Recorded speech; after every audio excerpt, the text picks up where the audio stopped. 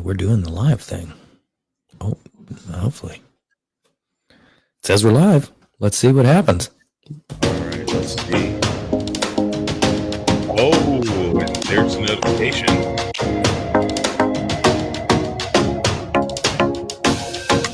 Here.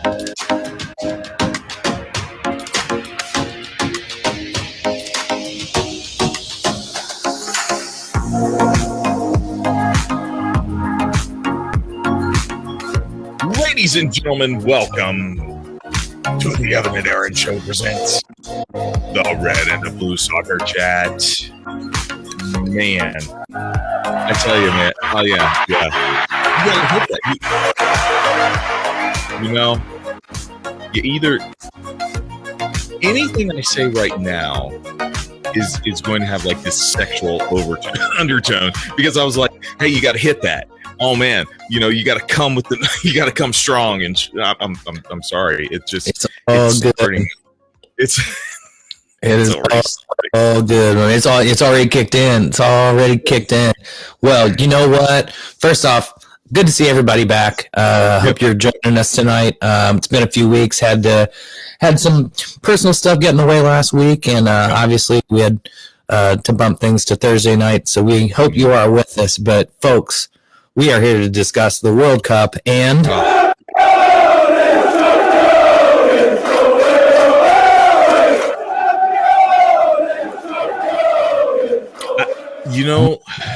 Praise to him, and good on the kid at Butler who told me I don't know anything about soccer, because I did not predict them. I tell you what, they did come on strong. They did demonstrate it, and it was a great World Cup, and it was a magnificent World Cup final. And really, I don't know how you could have asked for more from a final. Look, if you're a France fan, I know you could ask for more, but if you are just a fan of this game and wanted to see a tremendous World Cup final, you got it. You absolutely got it.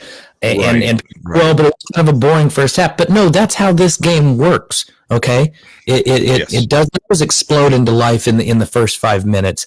There is a discussion to be had about, hey, Argentina came with the best game plan and executed it for 45 minutes and kept France at bay. And then a great manager in Didier Deschamps took some tremendous players and gave them new concepts to follow. He actually did it before 45 minutes was up. And suddenly, France get themselves back into it. You think 2-0 down, Argentina is going to walk away with this, maybe make this ugly, and it's going to be a horrible day at the office for France. And then Kylian Mbappe did Kylian Mbappe things.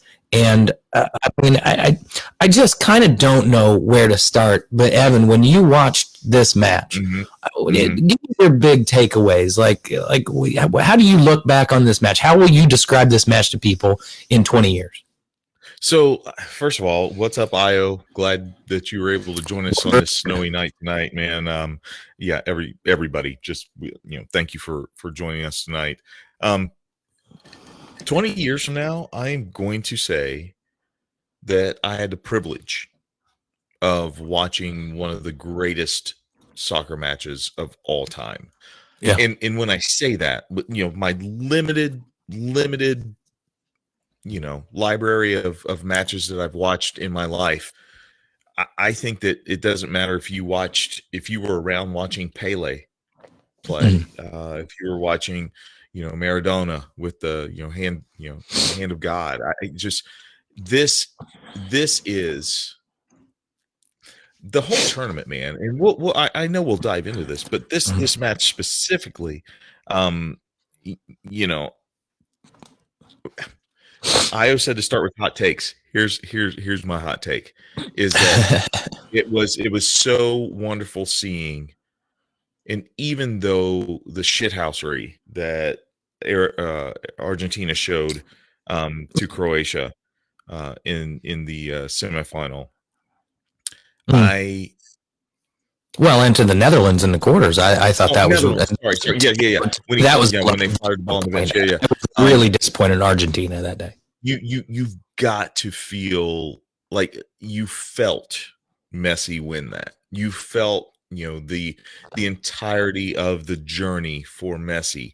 That was the final little piece that he needed.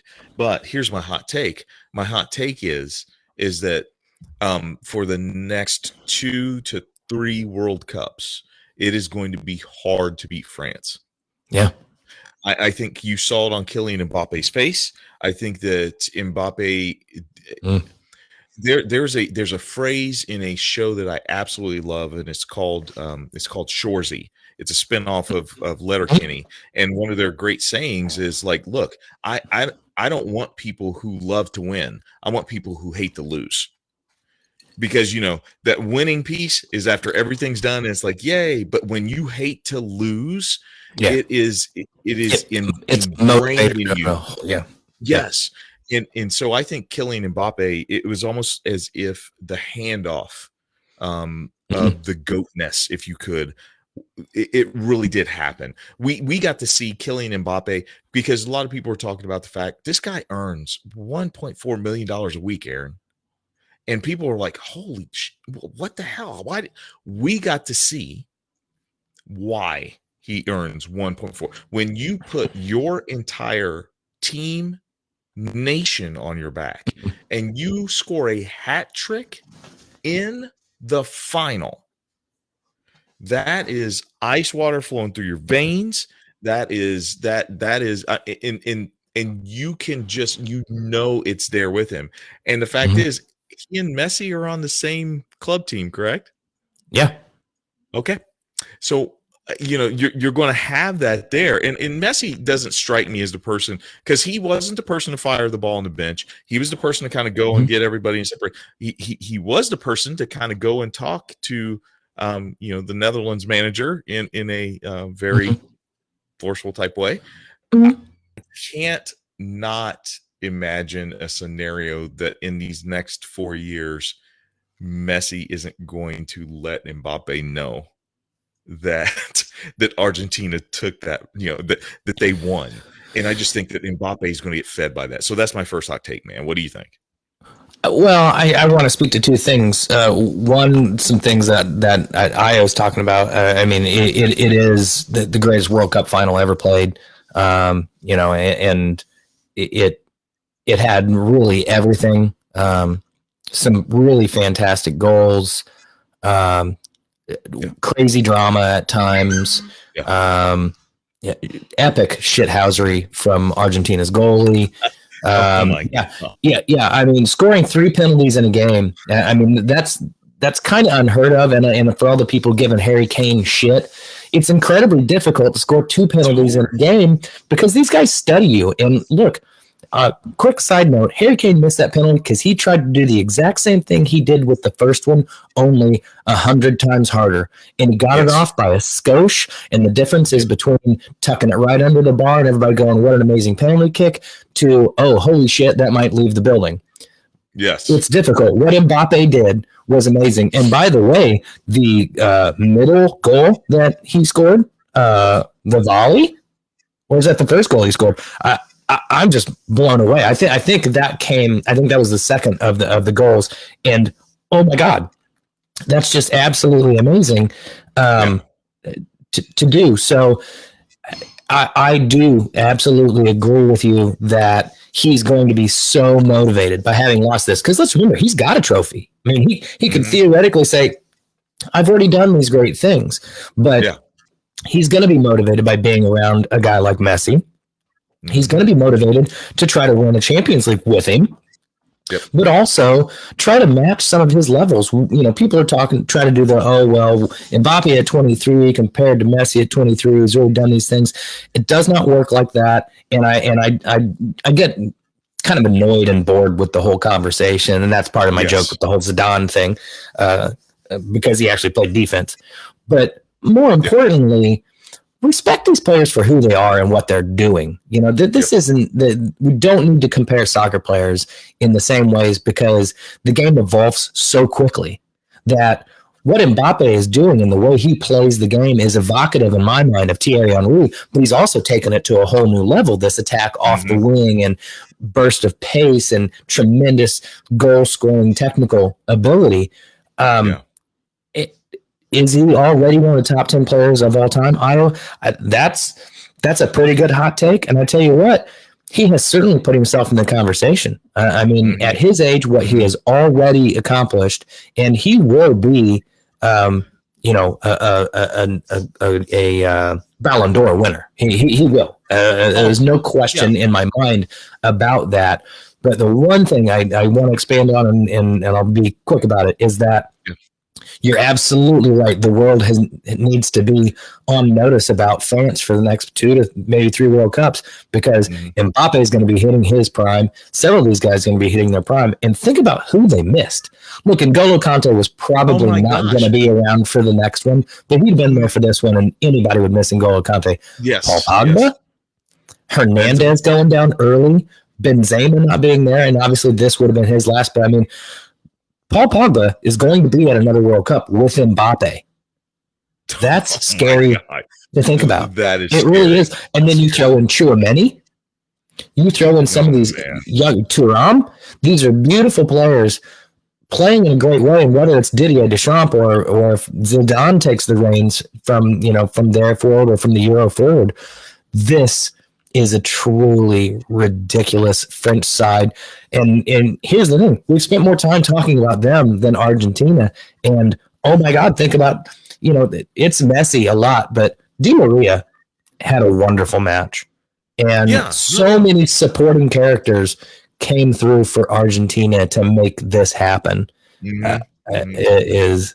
Yeah, you may be right there, Io. Yeah, if he had 2 World Cups at the age of 23, we might already be talking about him like that. Because honestly, he reminds me in some ways of original Ronaldo in his just absolute burst of pace. He's so powerful, but then his finishing is there too. You see so many players that have a few of those elements or moments of those elements, but can't really always put them all together. And Il Fenomeno was the greatest number 9 of all time.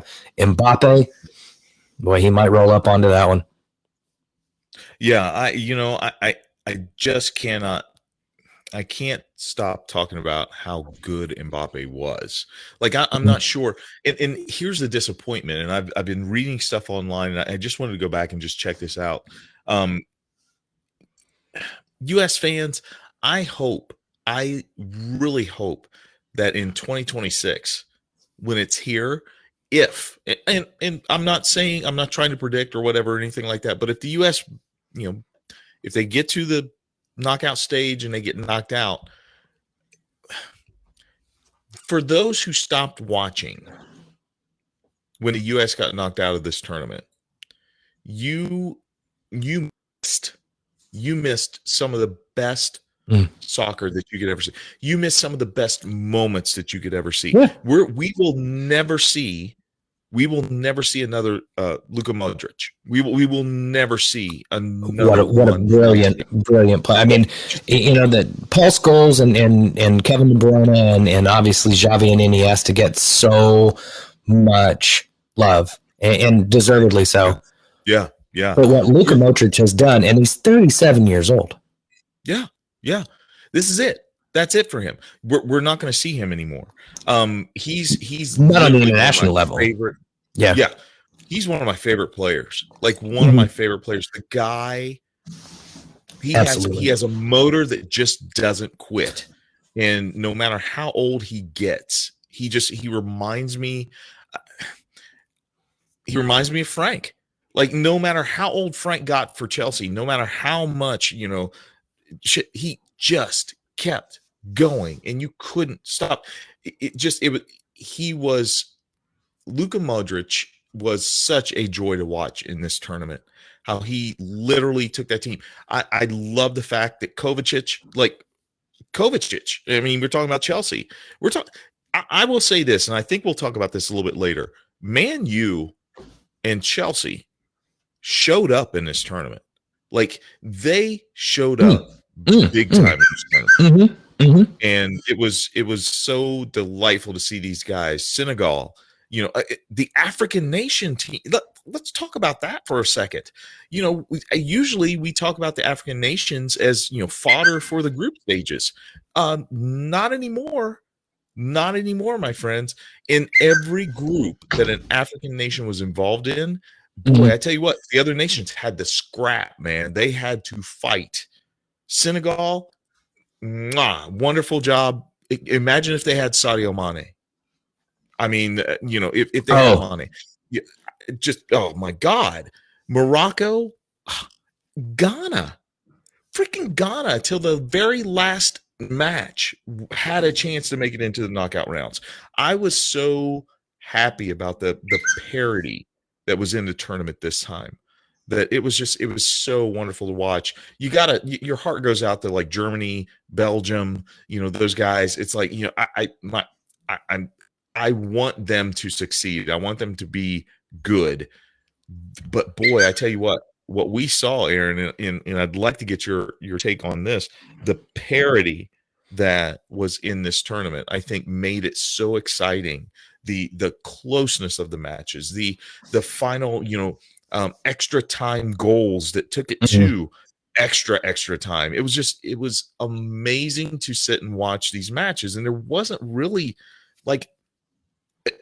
I don't understand how people can say for many of these matches that they were bored at any time. If you have any understanding of this sport, the technicality, the strategy that was being played, I mean, these guys were playing as if their lives depended on it. And that's what you want in a tournament like this. Man, what do you think about the parity that was in this tournament? Yeah, I think that's an excellent point with regard to just what made it a good tournament for probably a lot of neutral fans. And, I said early on, one of the best matches was a 0-0 draw between, I believe it was Uruguay and South Korea early on. Is that right? Yeah, I think so. I think you're right. Yeah, Uruguay and South Korea, and it was 0-0, but it was literally a track meet, and it was really high quality soccer, if I'm being honest. The parity was fantastic, so much so that you saw perennial powerhouse Germany get knocked out early. Spain didn't make it beyond that. You saw a Morocco team. I mean, I touch on Aya's point. These African nations with African coaches, really, really coming through in a way that, obviously previously there had been struggles, but I mean, I thought Senegal, I'm with you. If they'd had Sadio Mane, who knows how much further they could have gone. Saudi Arabia did get bumped early, but they got a national holiday out of beating Argentina early on. That's crazy. They beat champs. I mean, I've been a Cameroon fan since 1990, and they play with such genuine smiles on their face. But Morocco, what an absolute story!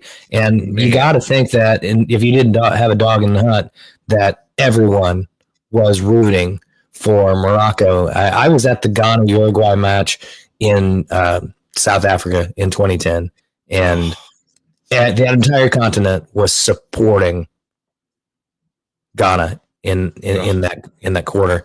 And or was it quarter or first knockout? Yeah, it was a quarter. And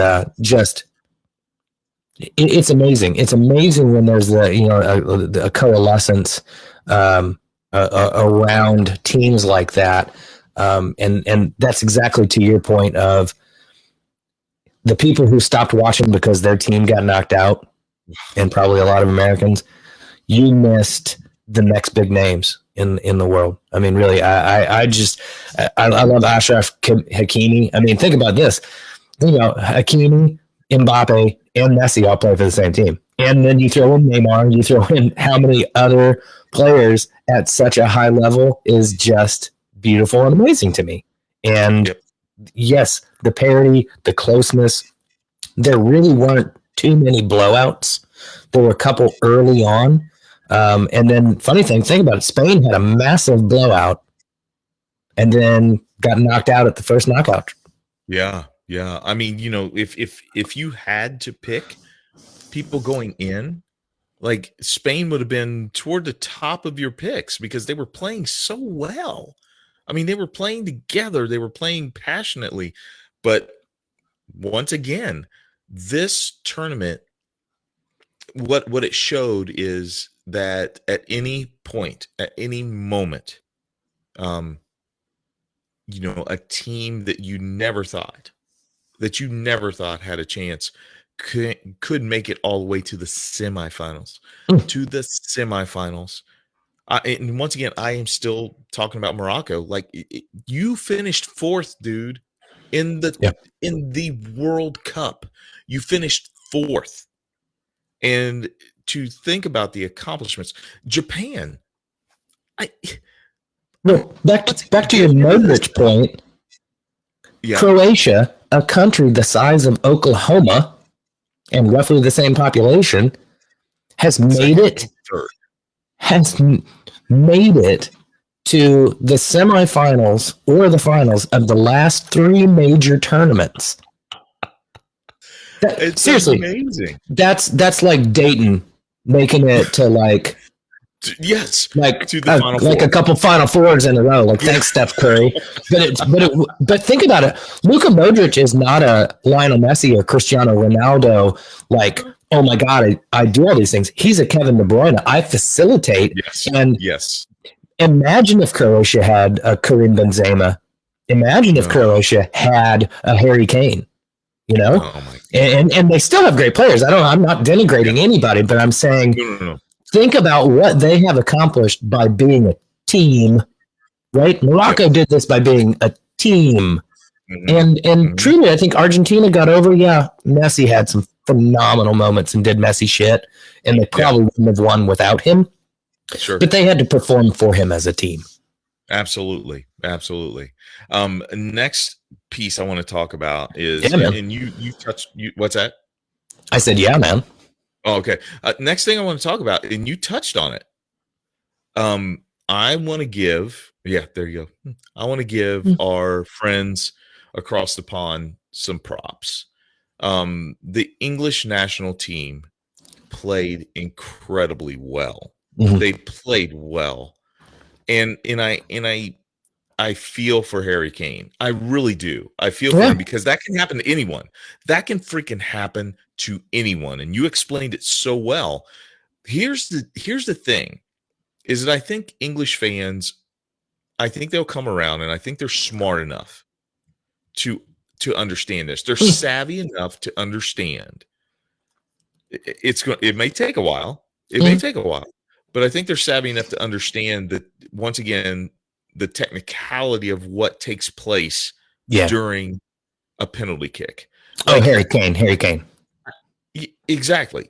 Yeah. And what hurts me for Kane is that you saw immediately after he took that kick, or after he missed it, like, there was still 7-8 minutes left in the match or something like that. And they had all the momentum in the world. Like, they were just pressing forward. They were doing everything that they I was almost surprised they did not tie it up, because I really felt I think even a lot of French fans, I know Julian, guy on ESPN, was very quick to admit that England were the better side for the majority of that match. And I mean, really, while watching that game, I thought France scored a bit against the run of play. Not that they aren't good for it, I mean, they have tremendous quality.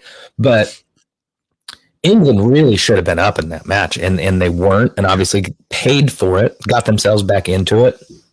But it ultimately it wasn't quite there. And I wasn't right, in my statement that whoever won that match was going to win the World Cup. But let's face it, I think we may have gotten every bit as good a final match if England had beaten France, and we'd have been watching Argentina in England in final. And by the way, think of the history there and what that would have meant, right? Man. So, I mean, there's just so much to unpack about this World Cup, from just a state of play.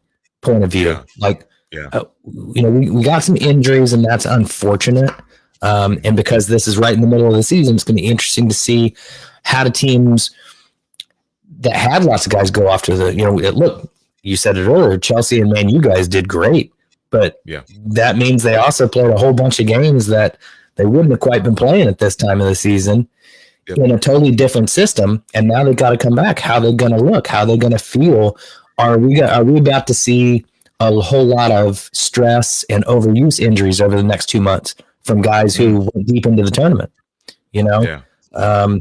and what's going to happen in the transfer window? Who's moving to who after having a great World Cup or having a bad World Cup? Oh boy. Right? I tell you. You know what? Here's the beautiful thing about doing this show is that I just realized I totally am not hardwired. This is all Wi-Fi. I am seriously just Wi-Fiing this bad boy, man. So that's what I always do. Well, I usually hardwire in, and so I'm wondering if that, that might be. That might contribute to it.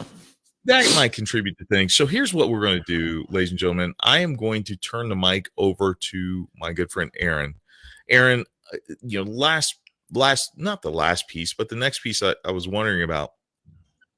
Well, I'm not going to dive too deep into this because it's going to be kind of the Hey Aaron segment, but I wanted to get your kind of take on which Premier League players stood out and which Premier League players kind of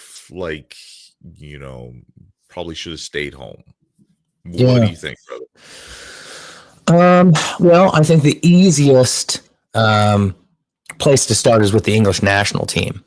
And I think you'd have to say, and obviously I'm a little biased here, but Marcus Rashford had some great moments. He really looks back to himself. He's looked back to himself for Manchester United, and he's always loved playing in an England jersey. And, he came in, he got 3 goals in a couple games. He didn't get used quite as much in the quarter semifinal as I think he should have for how well he played. But I understand the decision made by Gareth Southgate. I think I'd have brought him on a little earlier, especially considering what happened, on penalties last time. Like, you need to give guys a little bit of time if you think they might be going to that. But I thought he played very well. I thought Luke Shaw played very well. I thought Mason Mount maybe didn't look so good, and I think that might be part of a hangover he's got with Chelsea right now. He's part of that kind of midfield, quartet that they haven't quite found their feet under Graham Potter just yet.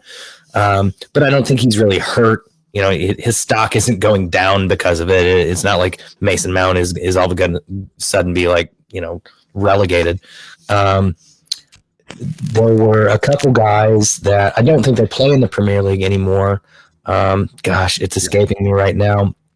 I think there was a Moroccan player that maybe had played for a mid-level team that obviously, there were 4 Moroccan players on the team of the tournament. That's amazing. It's absolutely Amrabat, Hakimi. Don't ask me. But yes, I look around and I see a lot of players. The Premier League is strong. Premier League is very strong right now. And what's always fun is you see a lot of guys come to the Premier League and they play for a Brighton or a Charlton or a kind of a lower or mid-level team, and maybe don't always make it. Maybe they come to West Ham and West Ham kind of struggles a little bit and they don't make it. Yep. And then you kind of lose track of this player for 2 years, and all of a sudden they're at Bayern or they're at Juventus or they're at Napoli, and you're like, holy shit, where did this guy, what happened? And I always say, you got to find the right fit. You got to find the right fit. And if you're a kid from Morocco, maybe finding yourself in Newcastle isn't the most ideal for your game, and vice versa. If you are,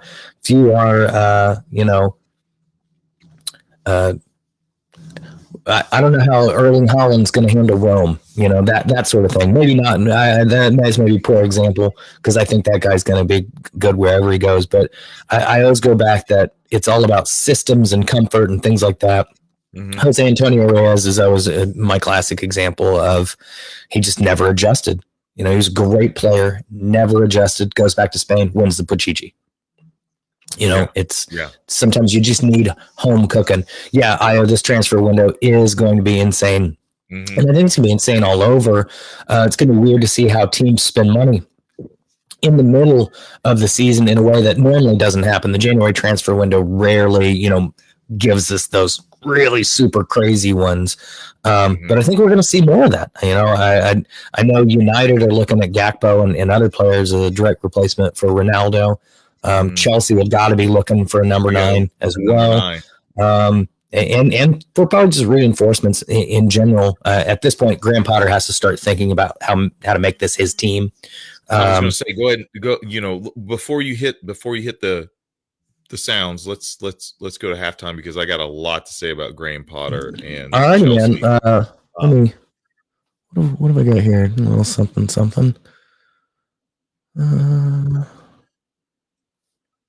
No, I got nothing. I do need to get more stuff on here. I don't have a really good. Right. Gotta get more stuff, dude. I'm just saying. Ladies and gentlemen, we've hit halftime. I don't know. I don't know what else to do other than transition us to halftime, my friend. No, that's totally fine. I think I was probably rambling a little bit there. It's been a while, folks, and I don't get out a whole lot right now. It's the middle of winter. We can't let him out, ladies and gentlemen. We can't. It's like letting a tiger out of the cage. We just can't do it. Hey, this week, listen, my halftime shot for all of our 10 listeners that we have on all tens of you.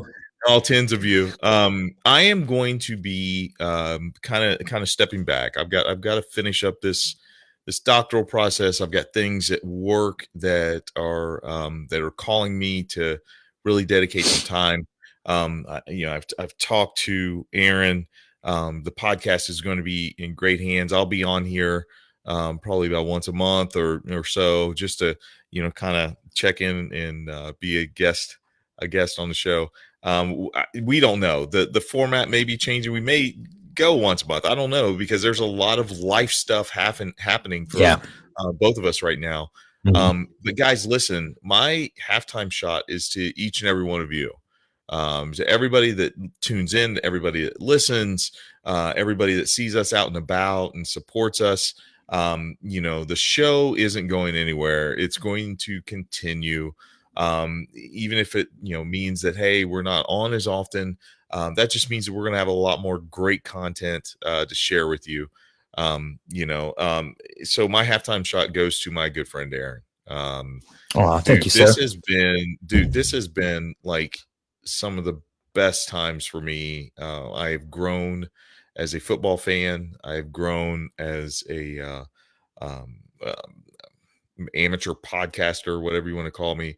But also, man, I just grown to love you more throughout this whole process. So, brother, I look forward to just hanging out with you more in person and just continuing our journey and see where this goes and all that good stuff. So, ladies and gentlemen, if you would, along with me, because I'm not going to let him steal it away from the spotlight, away from himself.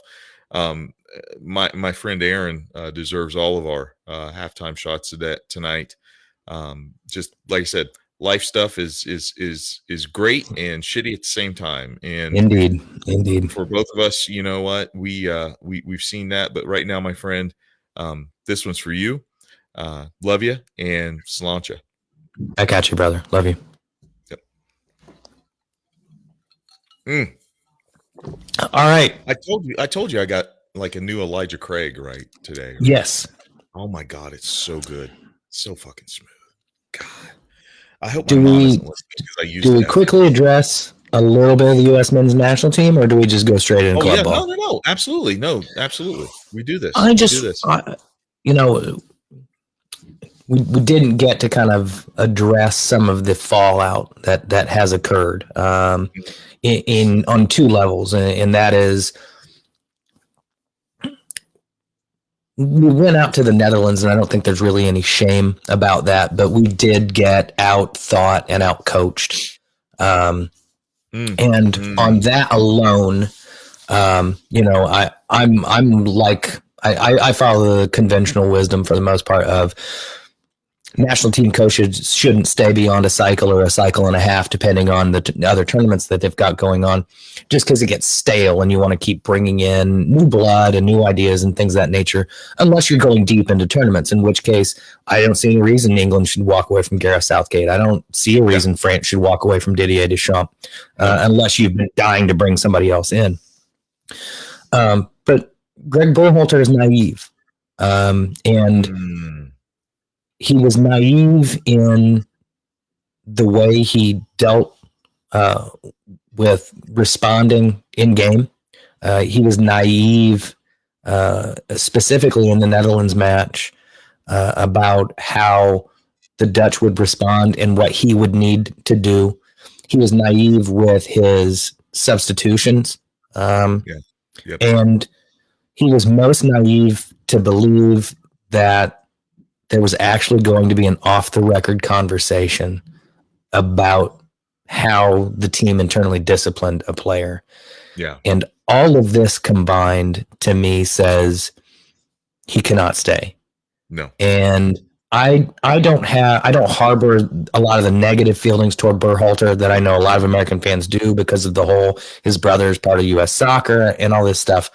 There's always a little bit of nepotism, and you can disagree with it, but I don't think there were a lot of other great candidates available at the time, and Greg got us to here. Yeah. Okay? Yeah. We didn't qualify for the last one. So we started anew, and we are now here. We've seen some very good performances from this team, and from being the youngest team at the World Cup and knowing that in 4 years they're going to all be in their prime. I said it before. Yeah. Where's Weston McKennie going to be in 4 years? Where's Christian Pulisic going to be in 4 years? Tyler Adams, Brendan Aarons. There's so much to look forward to. Greg Berhalter is not the man to lead them, and nowhere is that any more clear than how he publicly humiliated his team over the whole Gio Reyna thing.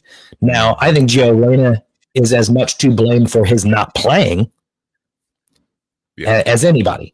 He very clearly threw a tantrum, but he's also a young kid, and you got to handle this in the right way. And he still should have gotten more run than he did. And then you do not air this kind of stuff. And it's just this is Big Sam level of stupidity talking to somebody who's probably holding a microphone or at least has their phone out on the table. It's just absurd to me. And again, like so much over the last few months, instead of talking about how great they performed at times, what ecstasy we all shared when Christian scored that goal. Yes. Or when Weah scored the first goal of the tournament.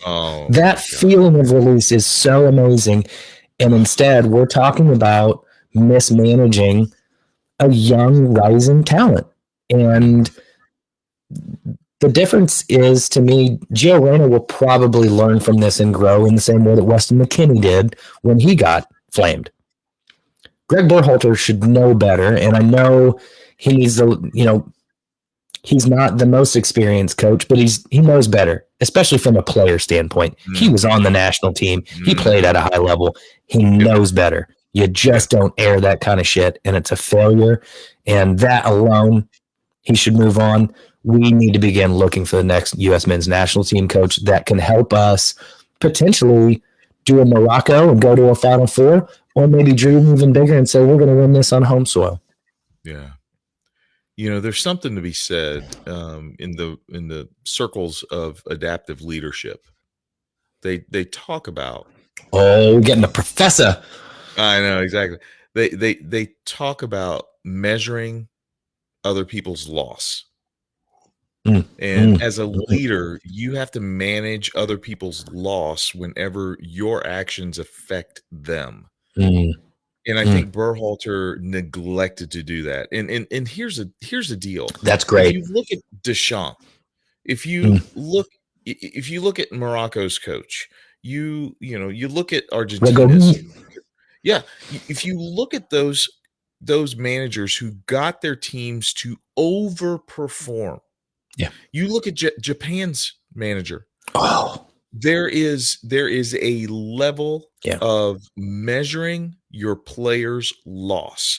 Like, what is the loss for you to say the things that you need to say? Are you going to say things that causes them to lose their ego and gain more camaraderie? Or are you going to say things that causes them to lose their nerve and lose their trust in you? Because Aaron, you know this. Like, we both played, man. In as much as we sucked, as much as Cincinnati Christian University like stunk the field up, we would do anything. Yes. For our coach, for our manager. Like, we would run. We would constantly do everything. We would do anything for our manager. Why? Because he measured our loss. At the end of the game, at the end of the time we played, the Asbury's, and we played, you guys and stuff like that. He didn't come in and totally trash us and stuff like that. He literally took inventory and he said, you know what, guys? Yeah, you need to remember how this feels, but I still love you. And he measured our loss. Yeah. These young guys, because I think sometimes we forget too. And like you said, these are young guys. These are kids. Some of these kids are 18, 19, 20-year-old kids whose brains aren't formed yet. It just seems to me that those managers who are above, just who are superior, understand how to get these young men to play this game with passion. And the way you get these young men to play this game with passion is that you have to ensure them that you have their back in all instances, in all phases of this game. And yes, Greg Berhalter, the press conference is one of those phases of this game. And you proved that these young men can't trust you. Yeah. They can't trust you. He didn't weigh in the loss that these young men felt. And for me, Aaron, that was the piece. That was the piece that I was a huge defender of Berhalter because I was a huge critic of him at the very beginning. And I was like, you know what? I was wrong. This guy's got him here. But now I go back and I'm like, you know what, Greg? You did a great job getting us here, but man, you loused it up whenever we got here.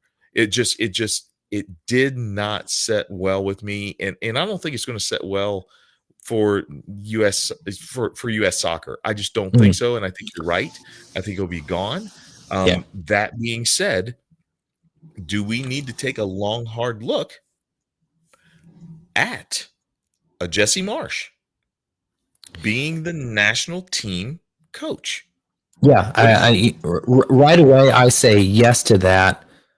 From the standpoint of what Ayo pointed out earlier, you had several African nations with great success for the first time, all having coaches from their own nation, and I think, all right, Ayo and Evan, hopefully, ladies and gentlemen, here it comes. Yeah. Here it comes. Yeah, this is if this is white splaining, push back. But I think because of the inherent hoped for melting pot diversity of the U.S. and the fact that the U.S. national team has always had lots of kids that were like army brats from Germany or, second generation Mexican American kids, things like that. Yep. I don't think we necessarily have needed a U.S. coach to reflect us in the same way that I think it is very important for these African nations to make that next step with a leader from their own country, because of certain stigmas in the international game. Yeah. Right. The African nations get criticisms that are more personal and about the people rather than Americans just don't get soccer. Right. Yeah. It's different. The criticism is different. So I don't know that the U.S. men's national necessarily has to have an American coach to lead them. But unless some of the most elite coaches on the planet are available and interested in the job and invested in it, and I'm talking Jose Mourinho, Zinedine Zidane, Didier Deschamps, if he's no longer the French national team coach, people like that, then yeah, because I think Jesse Marsch played with a lot of these guys, gets a lot of these guys, but has already done the hard work in just a few short years in Austria and Germany and then England. Is that right? I think so. Yeah, I think so. I think he's been in three places. So he's been in 3 places. I just can't remember if 2 were in Germany or not. I was going to correct me at some point. Intern. Damn it. But I do agree that Jesse Marsch might just be that guy who recognizes the right amount of graft and dirty work that's needed, because Jesse was that guy. Jesse was a disruptor. Jesse was not the most technically gifted guy out there, and he'd be the first to admit it. So he understands the dirty work that needs to get done, but he also played with some of these guys, or at least knows the mentality and knows that, you know what? You protect your Pulisic. You protect your Weah. You let Weston express himself. You let Tyler do that work. You encourage, and he already knows Tyler and Brendan. Imagine what levels they could get to with the national team. My only concern is maybe he's just a little too young. Maybe he needs 2 more years with Leeds. You know, so I don't know. Being a national team coach versus being a club coach calls on different skill sets. But I'm with you. If the U.S. national team named him the coach tomorrow, I'd be okay with it. See, here's why I lean on Jesse Marsch. What I saw from Luis van Gaal from Netherlands is like he embodies the Netherlands, like the way they play, technical, just, you know, mentality. The mentality of it, just like no emotion, you know, hardly any emotion. But boy, when they score, just it's just like going to work. Wicked dry sense of humor. I'm not sure that you have maybe other than the Didier Deschamps. I'm not sure you have another manager that embodies his team like De Gaulle.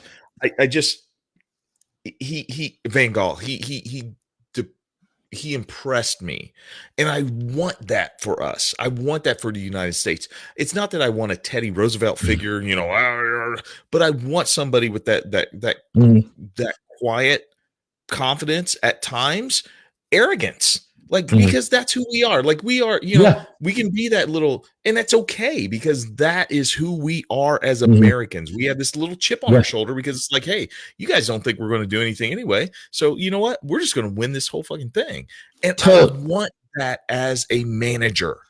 I totally agree. I mean, Jesse Marsch was the first to greet David Beckham in the MLS, and it's a classic. I mean, he damn near decapitates him. He almost cuts him in half. And Beckham gets up and gets in his face like, no, I'm not the one. I may be pretty, but I'm not the one. And Jesse wasn't about to back down. So, I love it. I absolutely love it. I'm with you, Io. I don't think he leaves Leeds. Say that 5 times fast. But I don't think he does. But, you know, if U.S. Soccer came along and said, you get all the decisions and you get to put together exactly the staff you want, you don't have to have, you know, these particular people, it might be too good to turn down. I don't know. Yeah. And looking around, I don't necessarily see anybody who's out of a job or looking for their next one that's the most ideal fit for the U.S. men's national team. I don't think we need to be as defensive minded as a Jose Mourinho would want us to be. I think he's still a great manager. He's doing great stuff with Roma. I think Zidane would struggle with the American mentality and the American technical quality. I'm sure he's impressed by certain players, but he would look at others and say, okay, yeah, first off, I'm not calling you Jedi. And secondly, yes, he did win. He did win lots of. He did win lots of possession and all these things. It is great. He had some great statistics, but you think about why he did that, and it's because he gave the ball away in bad positions, and he got away with it because of athleticism. Anthony Robinson is our Aaron Wan-Bissaka.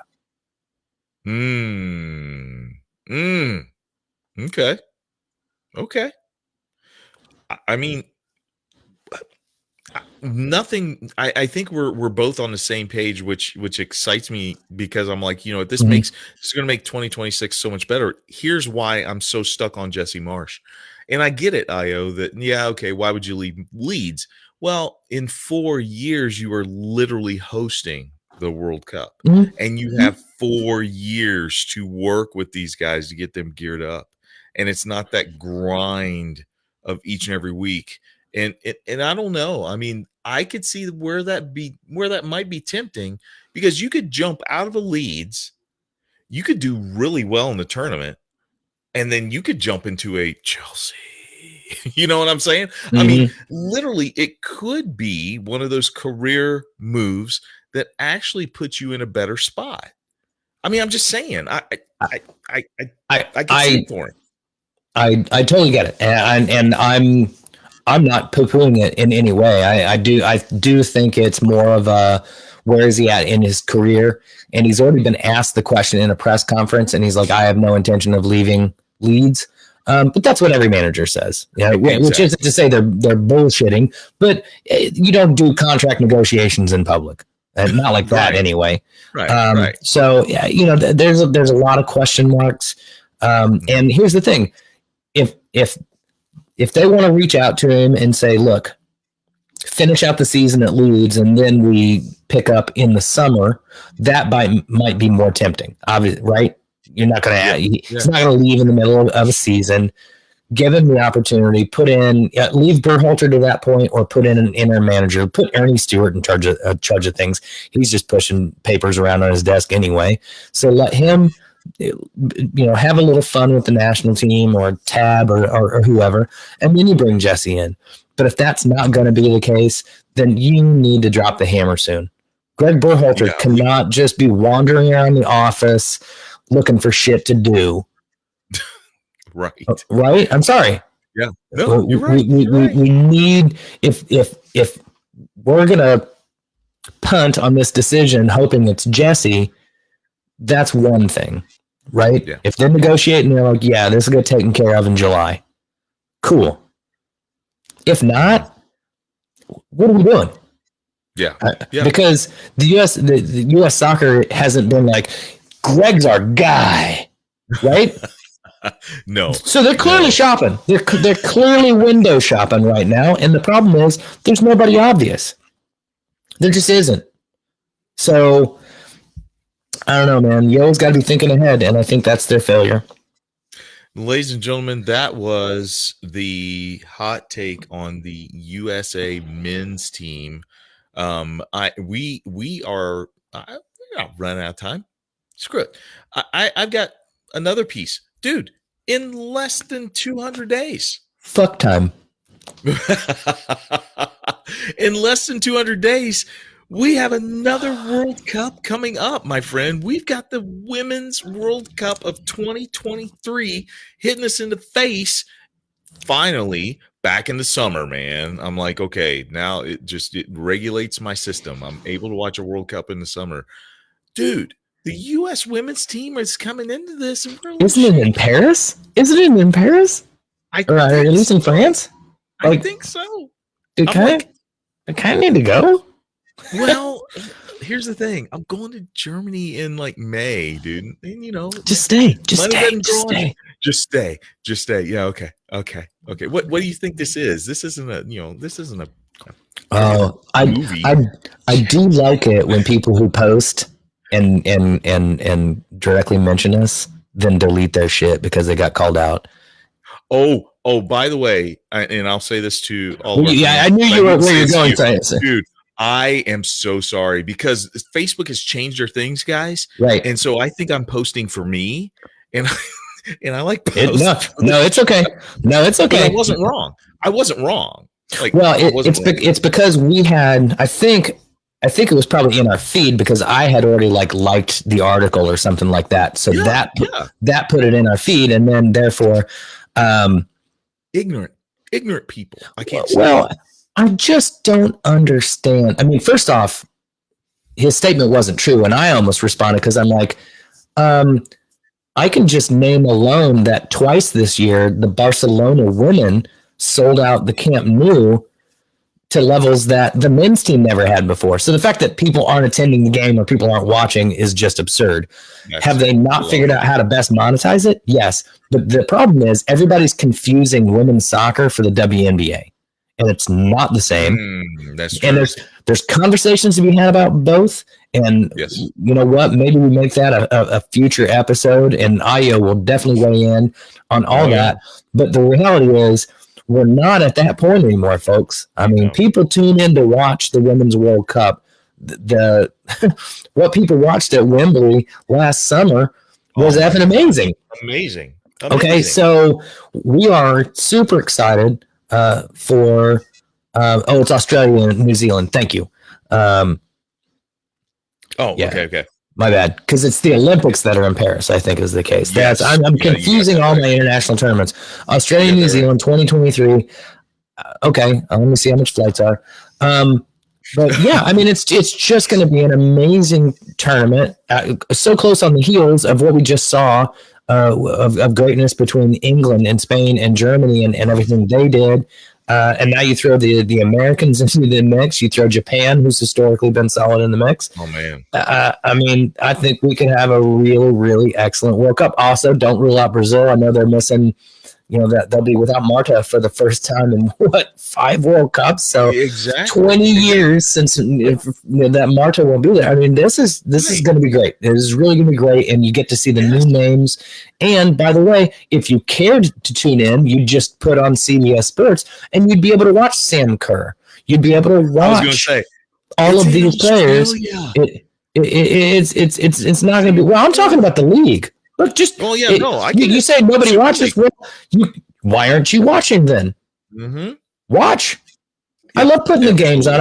To me, it's just great. So at this point, it's just a bunch of incels who are posting because they have nothing else to talk about, and they honestly we've given them more airtime than they deserve. Yep. So, ladies, know this: that we will be watching with bated breath, just like we did with this tournament, because the fact is that I am so excited.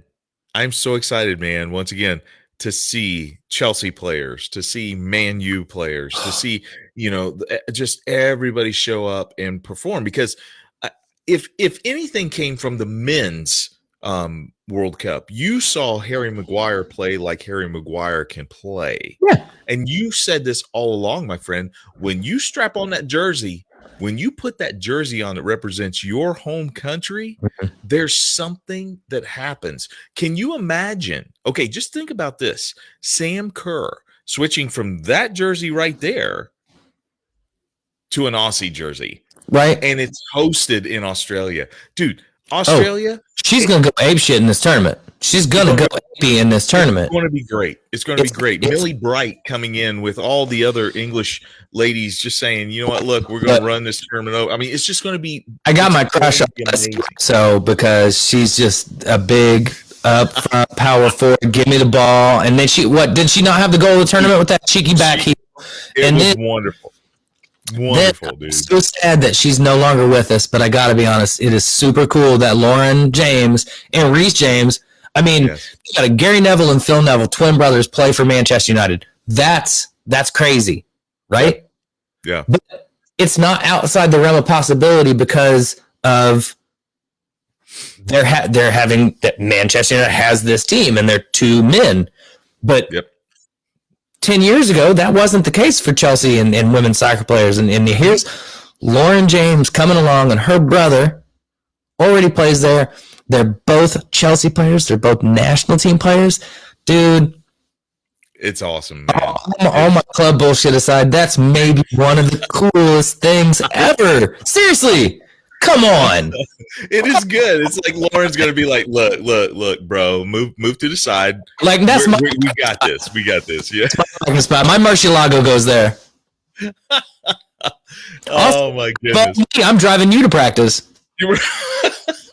Get out, hobble your ass to rehab. I'm going. Like, come on, go to rehab. I got to go score some goals. It is super, super, super cool to me. Yeah. Yeah. There's so much football coming. Like it's already started. Like with the men's World Cup in this next year and a half, 2 years. There's so much opportunity for those people who don't. He's right. YouTube's got Women's Champions League on for free. Yeah. So there you go. Throwing on the Chelsea PSG match. Yes. James scored 3-0. I don't know what it finished, but that's kind of cool. So I mean, Chelsea is rolling right now. I mean, just rolling. Look, I'm gonna look up the league real quick. Yeah, go ahead. Leagues and cups. This is the time, cups. Guys. Look, this is the time. If you don't know English soccer, if you don't know African League soccer, if you don't know La Liga, if you don't know the Asian conference, if you don't know about this, is the time to look into the incredible soccer that's being played. English Women's Super League, amazing, absolutely amazing. So Io says Lauren James is going to ball out next World Cup, especially since Beth Mead. Yes, Beth Mead, unfortunately, ACL injury. Yep, you're right. So that kind of opens the door, Io, for Lauren James to just be like, okay, I got this. Ooh, Vivian Medina is about to have surgery on an ACL. I got on the page here because I wanted to see where the standings were. So Chelsea is top of the table, but they've played one more game than most teams. Yeah, most teams have game in hand on them. 3-point lead on Arsenal's women, 5-point lead on United women, who started strong and then just had a couple wobbles, but just not scoring enough goals. City only 3 points back. West Ham, Everton, Villa, Tottenham, Liverpool, Reading. Yeah, Reading ladies, kick it up. I'm just saying, if the Premier League is too quote unquote boring for you, you need to check out the Women's Super League, guys. I'm telling you, it is tight and tight. All right. Crazy. Phrasing. Sorry, I had to. That's not fair. What? Never mind, man. That one floated. Okay. It is quality. How's that? Is that the main picture on the UEFA Women's Champions League page is Lauren James throwing down. Yeah, I really liked her at Manchester United, so I'm disappointed that she went to Chelsea, but I can't be mad.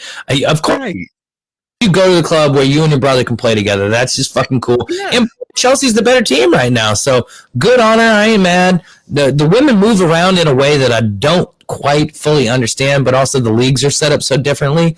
But it also makes it interesting because all of a sudden you're like, wasn't Sam Kerr in Chicago last week, and now she's playing for Chelsea, and then next week she's in New Zealand? Like, what's going on? To me, that's kind of cool in how you grow the game and make sure that it's being seen in all these different places. So I ain't mad about it. Ladies and gentlemen, man, I tell you what, we're covered a lot of ground here. we got a lot to talk about, but I'm going to move us along, my friend, because we have come to and hit the applause button right now, my friend. Hit that applause button because we have come to the best part of the show, the Hey Aaron segment of the show, ladies and gentlemen.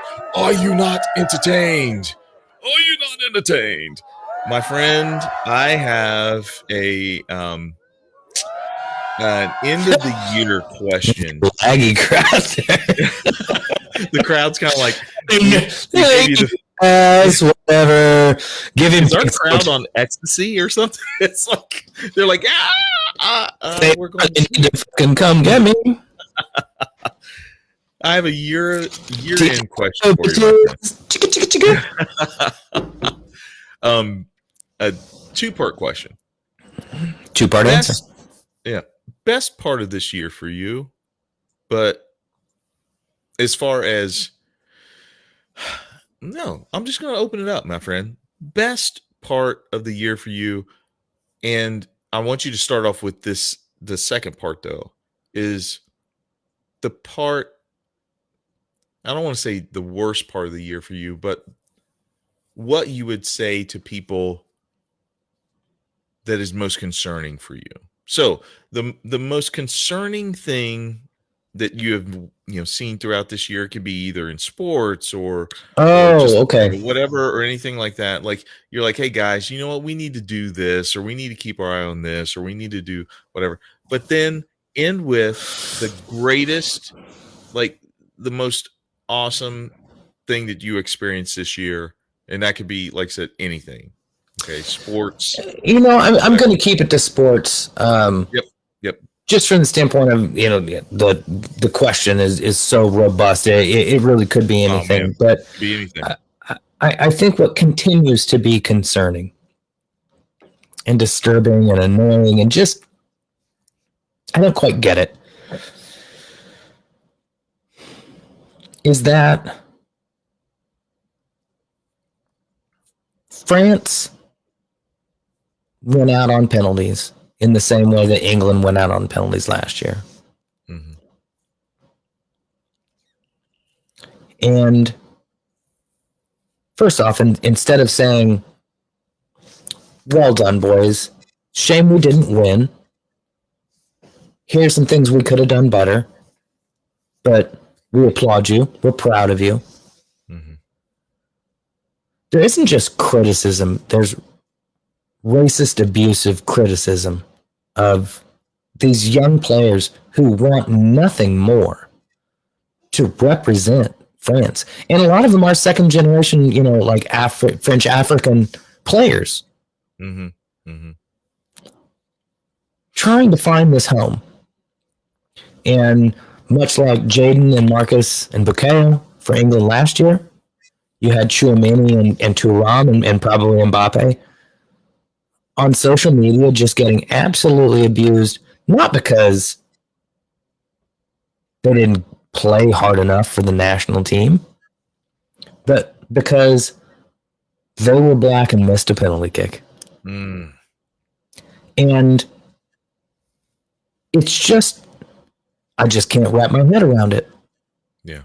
It's one thing to say you didn't play well enough. There's plenty of criticism for a guy like Harry Maguire. Hey, man, positionally not good enough for Manchester United. He is slow. He is big. He does make some poor decisions. You don't go after people's family. But nobody ever, he doesn't have to worry about that kind of abuse. But Marcus Rashford spends the last couple years making sure impoverished kids get school meals, get the same school meals that they would have missed out on because of COVID and all that stuff. Gets an MBE, OBE, universally lauded, gets brought on with almost no time to get loose, get ready. He's a penalty kick specialist, and actually, I'm sorry, I don't buy in this notion. He hit the post. I mean, yeah, he did, and he suffers this racist abuse, and it's just disgusting. It's absolutely disgusting to me, and it sadly reflects on certain parts of our race, our human race, our humanity. But then I see Bukayo Saka score a goal in the World Cup and run in front of a whole bunch of English fans, some of whom might have hurled racist abuse at him just a year ago, and he got their applause. He got to savor that moment. One doesn't deserve the other, and one does not cancel out the other. But I'm happy to see an African team, an Arab African team in Morocco get such international plaudits. Mm-hmm. I'm happy to see,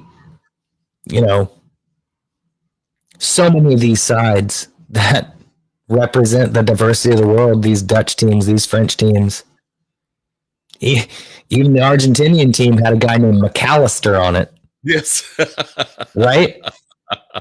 So then I see the good side and the happy side of the diversity. And that's one of the things that I've always loved about this game is that I've met so many people from so many places playing the game, coaching the game, following the game, traveling for the game, and talking to people that I never would have otherwise if it weren't for the fact that I was wearing a jersey or watching a game in a bar in a foreign land somewhere.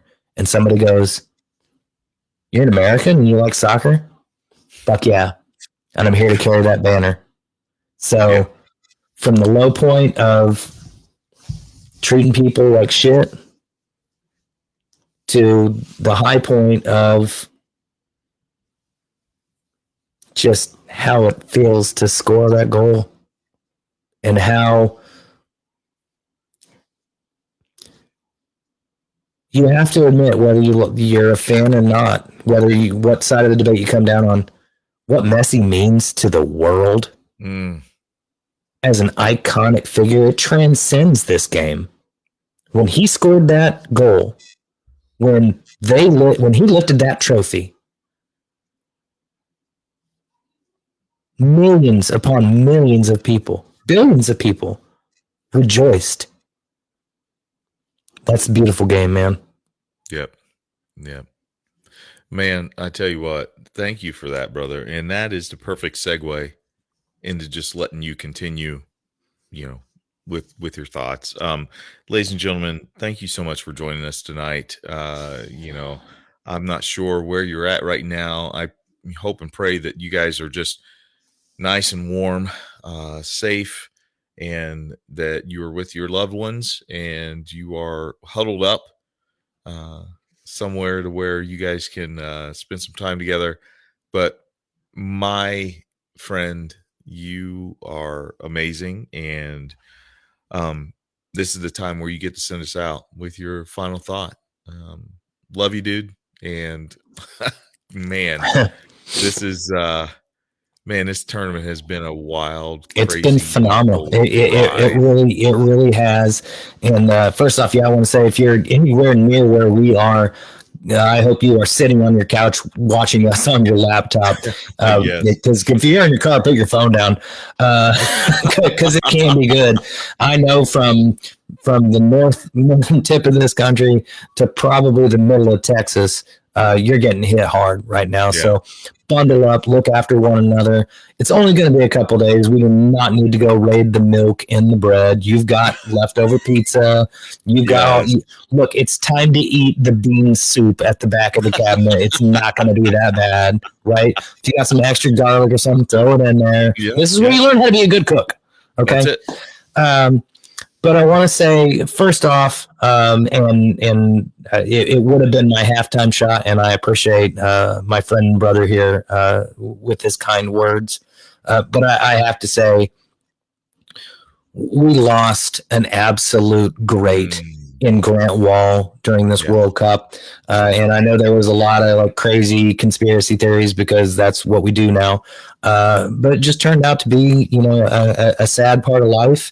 And it was his moment in time. And if there's a silver lining to it, he was doing exactly what he loved, watching an amazing football match in a foreign land and reporting on it and writing about it. And standing up for human rights by just wearing a T-shirt to a match in a place that won't allow it, and is currently holding a woman who took her top off at the Argentina match. For that, I get it. Look, I'm not trying to disparage, but I think there are bigger things in the world to be concerned about. But Grant Wall was he was a whirlwind. He was an amazing, true supporter of U.S. soccer, whether it was the men's national team, women's national team, club matches, youth soccer. He was there for it, and he was there to support it.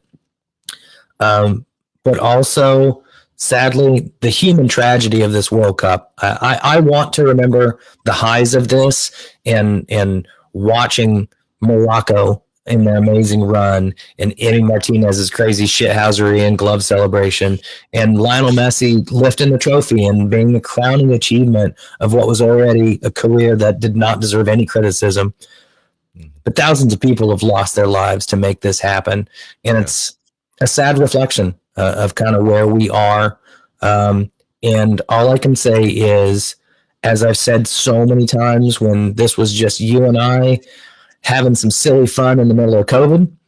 By the way, that was 2.5 years ago, brother. Oh my God. Amazing. Man. 2.5 years ago. Wow.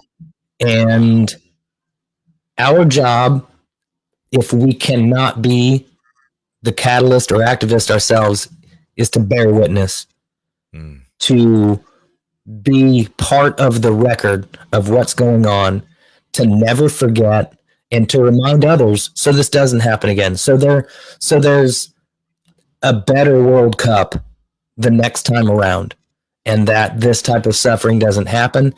And it's the same for what I was talking about earlier. Somebody says some shit around you, you don't have to punch them in the face. You just tell them that's wrong. We are better human beings than this. We don't need to resort to violence. We saw one of the greatest examples of somebody standing up for democracy and freedom in the world yesterday. And we would all do well to take that to heart and redouble our efforts to bear witness, to march, to put a fist in the air and say, not on my watch.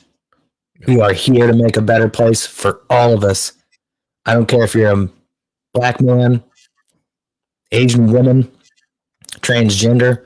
I don't care. It's humanity. Yeah. And I'm here for it. And I love it when the beautiful game reflects that. And when it doesn't, I got to put my hand in the air and say, that was wrong. Let's do better. So everybody, I'm here with you. I love you all for tuning in. Let's all just do better. Evan, you're my friend and brother, and I love you. And we will see you all in the new year. Take care. Hit that theme music, brother. Hit that theme music. Because, ladies and gentlemen, thank you so much for joining us, my friend. I love you, dude. And you know what? Everybody, happy Kwanzaa, happy Hanukkah, happy, whatever. Happy holidays. Merry Christmas. Happy holidays. We love you. Here at the Evan and Aaron Show presents the Red and Blue Soccer Chat. Have a safe, wonderful holiday season. My brother, we'll see you soon.